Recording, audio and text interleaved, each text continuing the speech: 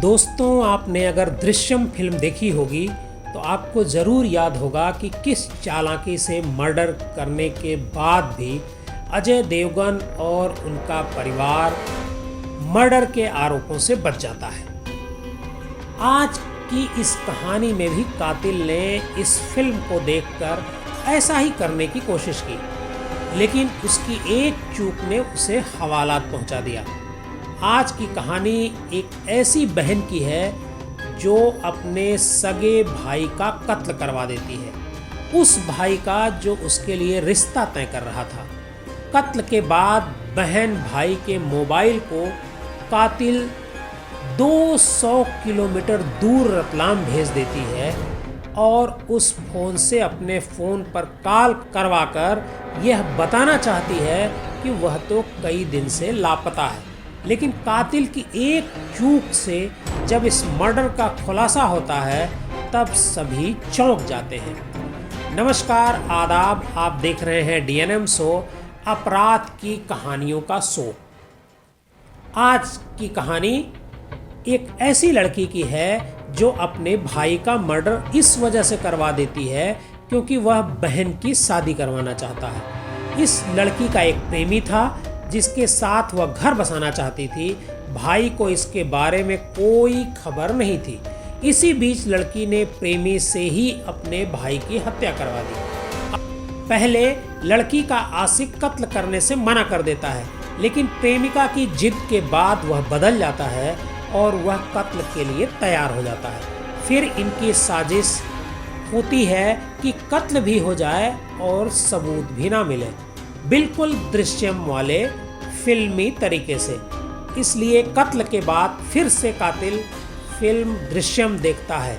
उसे ये लगता है कि दृश्यम फिल्म में जैसे एक्टर अजय देवगन और उसकी फैमिली के खिलाफ कत्ल करने के बाद भी पुलिस को कोई सबूत नहीं मिलता है, उसी तरह उसके खिलाफ भी पुलिस को कोई सबूत नहीं मिलेगा। इसी योजना के तहत कातिल ने जिसका कत्ल हुआ उसके मोबाइल को 200 किलोमीटर तक मरने के बाद सफ़र कराया और उससे फ़ोन भी किया। दोस्तों, अगर आप हमारे इस चैनल पर नए हैं और पहली बार हमारा ये वीडियो देख रहे हैं तो इस चैनल को सब्सक्राइब ज़रूर कीजिएगा। ये घटना है राजस्थान के चित्तौड़गढ़ की, जहां 5 दिसंबर को चित्तौड़गढ़ के गंगरार कस्बे के हनुमान मंदिर के पीछे कुएं में एक शख्स की लाश मिलती है। उस लाश का सिर नहीं था, सिर्फ धड़ मिला। पहचान करना मुश्किल था। जब ये लाश मिली उस समय तक रात हो चुकी थी, अंधेरा छा चुका था। आसपास के लोगों को जब ये खबर लगी कि कुएं में लाश मिली है तो बड़ी संख्या में लोग जमा हो गए। लाश को कुएं से बाहर निकाला गया और उसकी पहचान की कोशिश की गई, लेकिन सिर न होने की वजह से कोई पहचान नहीं पाया। इसी बीच पुलिस को मरे हुए शख्स के हाथ पर कुछ लिखा हुआ दिखा। पुलिस ने पढ़ने की कोशिश की और लोगों ने भी पढ़ने की कोशिश की। पुलिस ने तो बाकायदे टार्च जलाकर उसे पढ़ने की कोशिश की, लेकिन किसी को कुछ समझ नहीं आ रहा था कि उस पर क्या लिखा है। पुलिस ये समझ रही थी कि उसके हाथ पर कमलेश रायका लिखा हुआ है। उसने जब कमलेश रायका नाम लिया तभी वहाँ मौजूद एक शख्स ने पुलिस की बात काट दी। उसने कहा कमलेश नहीं बल्कि ये महेंद्र रायका लिखा हुआ है। पुलिस को उस समय ये थोड़ा अजीब लगा क्योंकि हाथ पर लिखे को पढ़ना बेहद मुश्किल हो रहा था। उस शख्स की पहचान भी नहीं हो पा रही थी। लेकिन बाद में पता चला कि महेंद्र रायका नाम का एक व्यक्ति कुछ दिनों से लापता है। पुलिस की जांच में यह भी पता चला कि महेंद्र की आखिरी बार अपनी सगी बहन तनु से बात हुई थी। वह तारीख थी 21 नवंबर जब दोनों की बात हुई थी। उस दिन के बारे में पूछने पर तनु ने पुलिस को बताया कि हाँ, बात हुई थी। उस समय तक महेंद्र एकदम ठीक था, लेकिन उस समय महेंद्र चित्तौड़ की बजाय रतलाम में कहीं था। लेकिन 16 नवंबर से ही महेंद्र लापता हो गया था। इसके 5 दिन बाद फोन पर बात भी हुई और उसका फोन बंद हो गया था। परिवार के लोग ये सोच रहे थे कि चूंकि अक्सर उसका फोन बंद हो जाता था, इसलिए वो कहीं चला गया होगा। इसके अलावा तनु ने भी बताया कि भाई से उसकी आखिरी बार बात हुई थी तो वो ठीक था, इसलिए परिवार को उम्मीद थी कि वो कुछ दिनों बाद लौट आएगा। इधर लाश मिलने के बाद अगले दिन यानी 6 दिसंबर को उसी कुएं से छानबीन के दौरान एक 100 के जो सर वाला हिस्सा है वो भी मिल गया। अब सिर देखकर ये पक्का हो गया कि मरने वाला वाकई शख्स महेंद्र राय का ही था। अब पुलिस इस मामले की जांच करने लगी, आखिर क्योंकि महेंद्र रायका की हत्या हो चुकी थी। आपको बता दें कि महेंद्र की उम्र 23 साल थी, लेकिन उसका कत्ल क्यों किया गया, इसे लेकर परिवार वालों से लंबी पूछताछ की गई, लेकिन पुलिस को कोई सुराग नहीं मिला।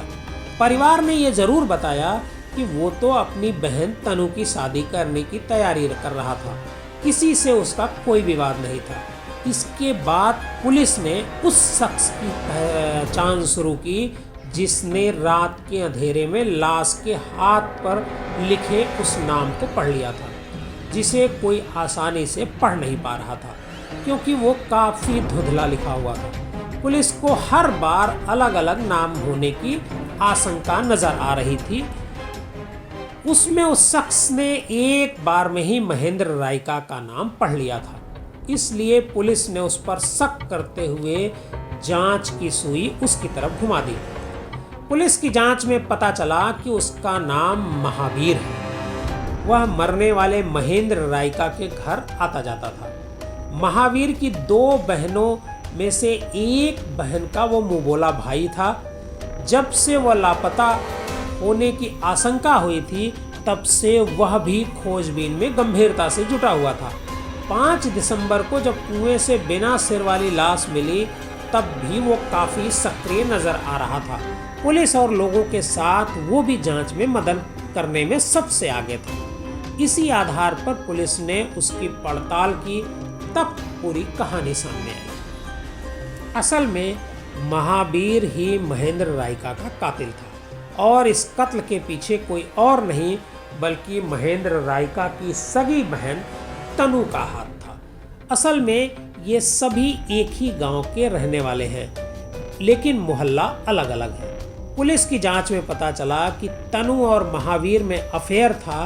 पिछले कई साल से महावीर का तनु के घर आना जाना था। तनु की छोटी बहन को आरोपी महावीर बहन मानता था और राखी बंधवाता था। पिछले 3 साल से तनु और महावीर के बीच जो प्यार चल रहा था वो अब काफी आगे बढ़ चुका था। कुछ महीने पहले ही तनु के भाई महेंद्र को हल्का सा संदेह हुआ, क्योंकि उसी समय महावीर के आने जाने की वजह से उसको संदेह हुआ और महेंद्र तनु की शादी तलाशने लगा। उसकी सगाई करने के लिए एक लड़के से रिश्ता भी तय कर दिया। तनु इस शादी से मना कर रही थी, लेकिन भाई महेंद्र जिद पर अड़ा था, इसलिए तनु उससे नाराज हो गई। उसने इस बारे में अपने प्रेमी महावीर को पहले बताया। बहन तनु ने प्रेमी से साफ कहा कि अब महेंद्र को रास्ते से हटाने के अलावा उसके पास कोई विकल्प नहीं है। महेंद्र की हत्या करनी होगी, तभी हम दोनों का प्यार बच पाएगा। महावीर हत्या के लिए तैयार नहीं था। वो इसके लिए बार बार मना कर रहा था। उसे लगता था कि वो उसके भाई को समझाएगा और वह मान जाएगा, लेकिन तनु इस जिद पर अड़ गई थी कि अब कुछ भी हो, तुम्हें किसी भी तरह महेंद्र को मारना ही होगा। ऐसा नहीं किया तो हमारा प्यार खत्म हो जाएगा। आखिरकार प्रेमिका के जिद के आगे महावीर कत्ल को तैयार हो गया। इस साजिश के तहत ये हुआ कि तनु और उसकी बहन को 16 नवंबर को दूसरी जगह से अपने गांव आना था। तनु ने अपने भाई से कहा कि वो उन्हें लेने आ जाए। इस बारे में उसने अपने प्रेमी महावीर को भी बता दिया। इसके बाद रास्ते में एक कॉमन दोस्त के जरिए महावीर ने महेंद्र से मुलाकात की और उसे गांजा पिलाने के लिए बुलाया। गांजा पिया और गांजे में कुछ नशीली वस्तु मिलाई हुई थी, जिसे पीकर महेंद्र बेहोशी की हालत में चला गया।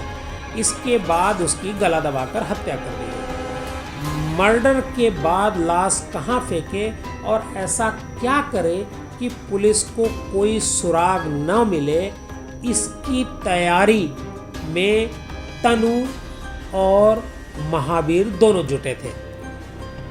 महावीर ने दृश्यम पार्ट 1 फिल्म देखी क्योंकि उसे पता था कि इस फिल्म में एक्टर के परिवार के खिलाफ मर्डर के बावजूद कोई सुराग नहीं मिला था।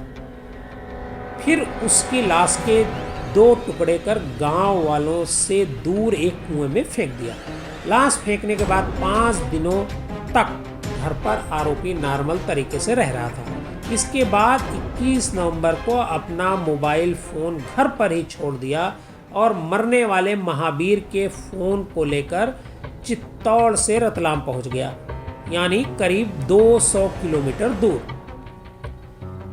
रतलाम से ही महेंद्र के फ़ोन से महावीर ने तनु को फ़ोन किया ताकि पुलिस अगर जांच करे तो महेंद्र की आखिरी लोकेशन 200 किलोमीटर दूर रतलाम की मिली। 16 नवंबर को मर्डर हुआ और 21 नवंबर तक वो दुनिया की नज़रों में जिंदा लगे।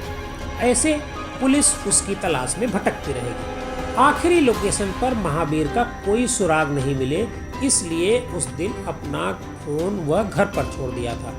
इसके बजाय महेंद्र के फ़ोन को लेकर आरोपी महावीर चित्तौड़गढ़ से रतलाम गया था ताकि उसकी सही लोकेशन से कोई सुराग न मिल सके। लेकिन महेंद्र के कातिल महावीर को पुलिस ने गिरफ्तार कर लिया।